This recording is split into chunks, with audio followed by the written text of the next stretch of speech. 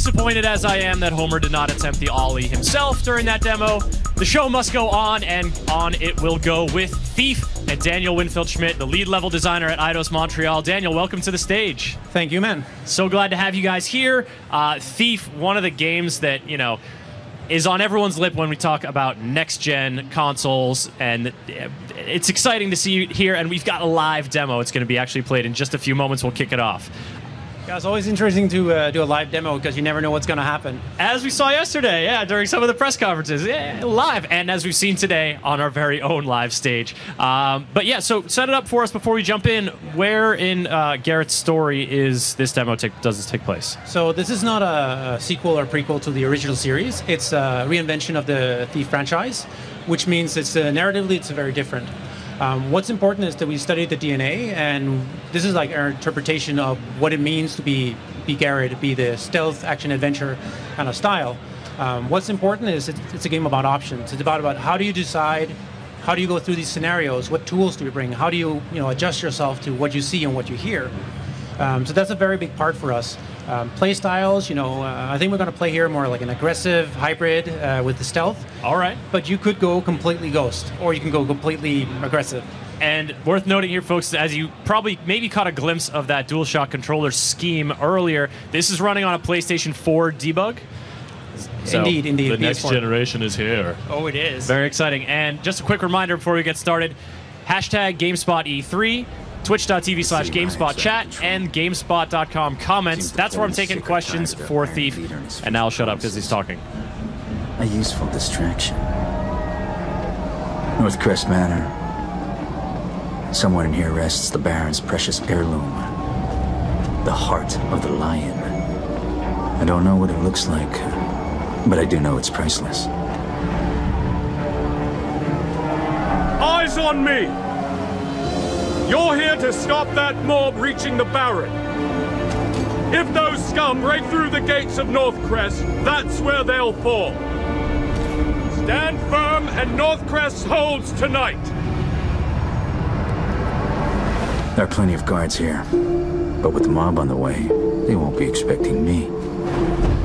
So one of the big cornerstones of Thief is, to be concealed, to be hidden. Yep. So what we do have from the original series, we have the light gem in the bottom left corner. So that one shows dark when you're concealed majority of the view, and it becomes bright when you enter light. What we also have is a shroud around the corner of the edge, which indicates when you transition between these zones. So you see, okay, there. so yeah, now we see slight shroud encroaching. This means you're hidden. Even if this guy looks up, he's not going to see you. So it might look like a binary system, but it's not. It's a very complicated sensory system. But it does have a feedback system to when is it that you're most exposed versus when you're most hidden. So there are several states. And, like, for example, here, the surfaces actually make a huge difference. The grass makes less sound. If you run through water, it's going to make a lot more sound. So the player has to adapt to say, what is the surface I'm going to be threading on? Actually makes a difference. Due to an event that happens earlier in the game as well, you have something called Focus, which is, by the way, completely optional if you want to disable it. You do not need it to complete the game, but you can use it in special cases. That's this mode right now that we're seeing? Exactly. You can use it to increase your aim. You can use it to see things in the environment you might have missed. Okay. Sort of, I mean, that's a tool that many modern action games use, especially to enhance the sort of stealth gameplay, but I think, your emphasis on it's completely optional certainly speaks to how dedicated you guys are to retaining that original, very hardcore stealth mode of the original Thief games. Exactly. There's also a lot of the UI you can enable or disable depending on how much help do you want.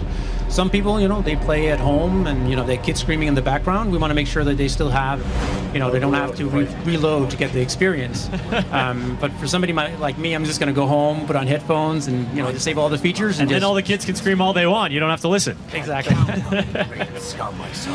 All right, so this is, now we're taking, this environment, there's plenty, we see these little raised walls. That's a pathway that Garrett could go on. We see these boxes, lots of places to sneak around. Are many of the environments in Thief big enough to give you that flexibility to choose your path through the environment? So there's geographical paths that are like multiple options even in this level. But what we also have is how do you deal with scenarios? Because just in this space, there's like a ton of ways you could have dealt with the situation. Yep. One of the things you see here, by the way, is the swoop dash, which is a small thing addition from the original Thief series, where you're able to quickly dash backwards, sideways, like between shadows to really get a hold of the AI. And we also have the fire arrow, as you can see here. That's going to be messy. And you could set fire on these guys, but we can do it more like a stealth approach for now, just to keep you on the edge. Oh, all right, yeah. Just to let you know that we could. You could. We could turn this into a bloodbath, but we'll remain stealthy. We'll remain in the dark. And yeah, so locomotion, obviously a huge part of staying in stealth, and you were talking about that little swoop move that we've seen a few times. What other tricks does Garrett have up his sleeves, or his boots, as the case may be? Up his boots? Yeah, down the boot? Down the boot. So there's a lot of things about the how we designed both the combat and how we design different things you could do. But even if you play aggressively, you still have to work from the shadows. So if you run into open light, you're not going to have a very good chance. So it's still hit and run from the shadows, even within our aggressive mode. So if you just want to stay out of it, it's probably staying concealed. It's probably the strongest thing he can do. Now, one of the things he does to stay concealed is make use of a robust tool set. And Georgina on Twitter is wondering about the tools that Garrett can use and about their durability. Is that also a factor? So right now, the arrows are shattered on impact to leave less evidence that he was even there.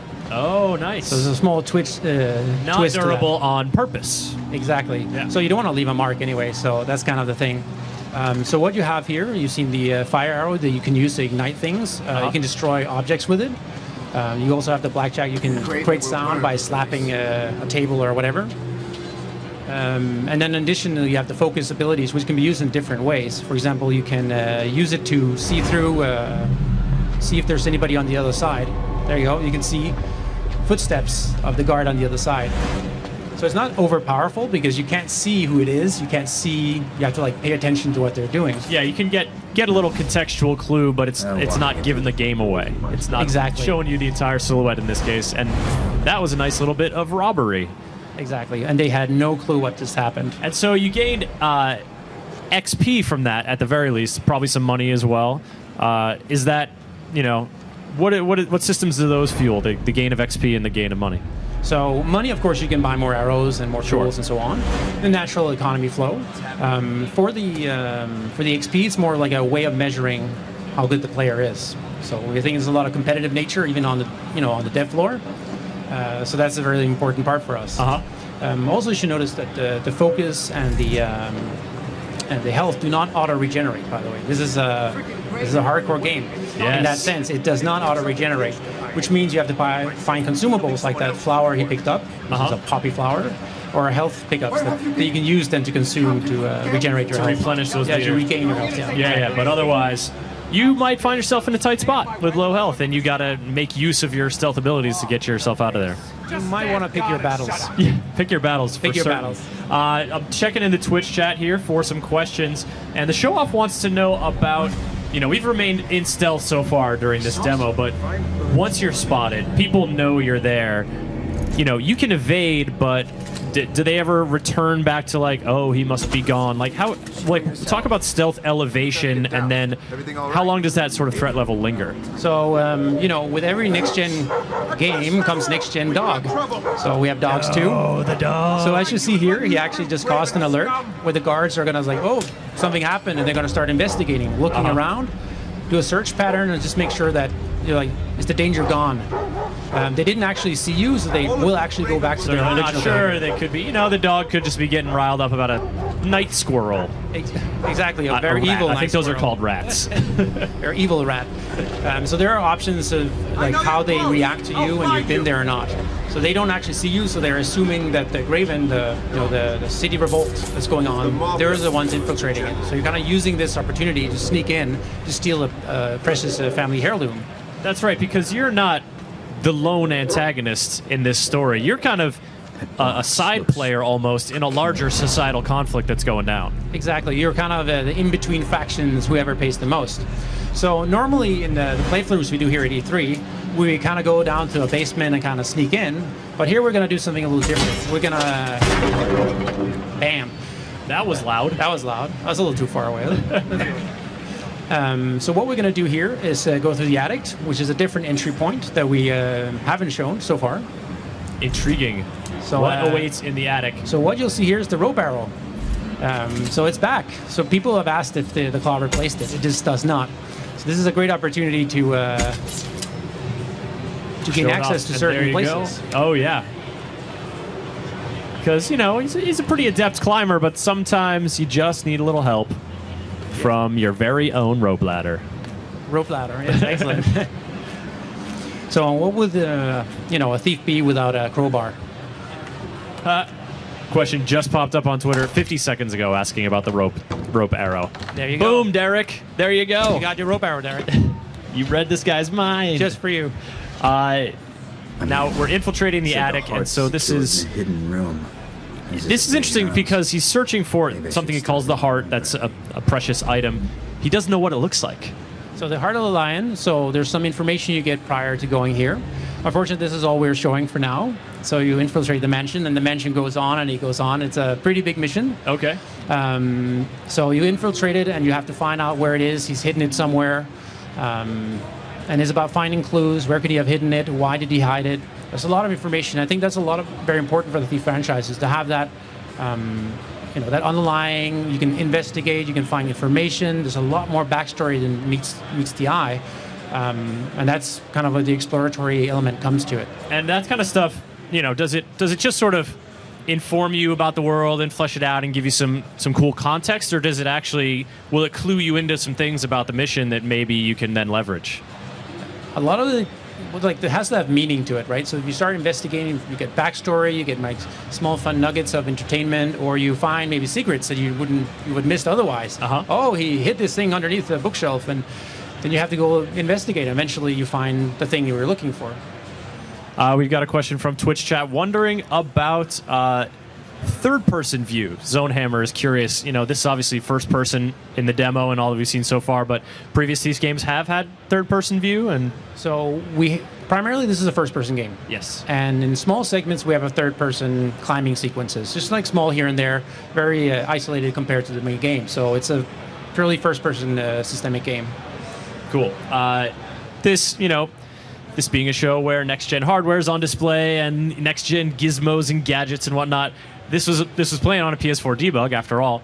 Touchpad use on the PS4 controller or any kind of tablet integration, that kind of stuff. What do you got?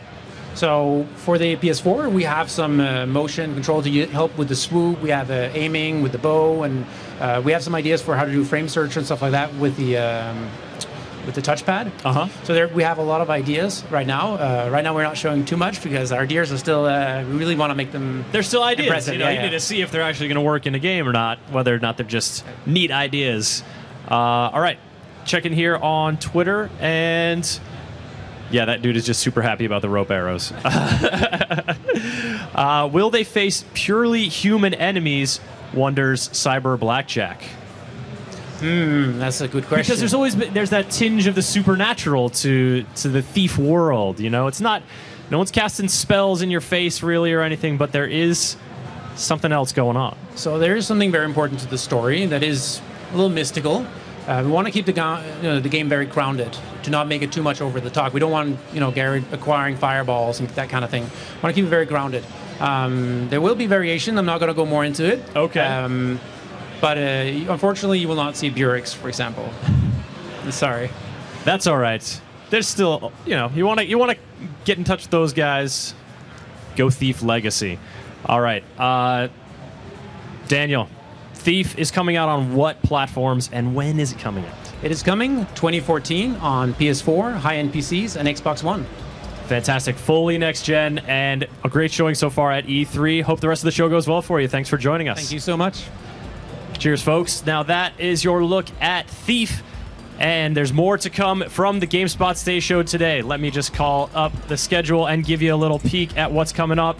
We've got Destiny later, Call of Duty Ghosts, Daylight, Loco Cycle, but next, it's going to be Beyond Two Souls. We got a brief look at that during the Sony, well, not that brief, look at it during the Sony press conference with the woman character, totally blanking on her name, going through some military exercises. We're going to hopefully see more of that and get a chance to ask questions about Beyond Two Souls when we come back to the live stage after this.